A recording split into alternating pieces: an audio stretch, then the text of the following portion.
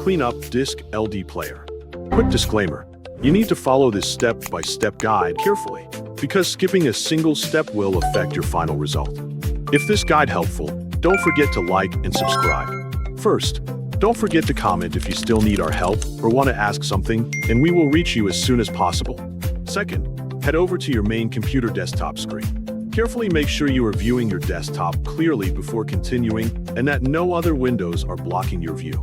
Scan through your desktop display and locate the LDPlayer application icon by checking shortcuts and the taskbar if needed. Direct your mouse cursor to the LDPlayer icon and double-click the left mouse button to open it properly. Wait patiently for the LDPlayer program to finish launching up without interrupting the process or clicking anything else.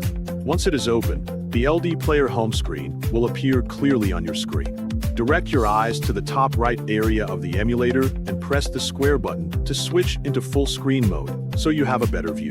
Direct your eyes again to the top right area of the emulator. Hover your mouse to the three lines menu icon and click it once to open more options. A list of options will appear on your screen in a drop-down menu. Hover your mouse to the settings option carefully without clicking other options. Once you find it, click it once with the left mouse button. The settings window will open up on your screen. Take a look at the left side of the settings menu where categories are listed. Look for the disk option and click it once to open it. A disk setting page will appear on your screen. Take a look at the top section of the disk settings. You will see a clear disk button right under the disk info. Hover your mouse to the clear disk button and press it once. A prompt warning pop-up will appear.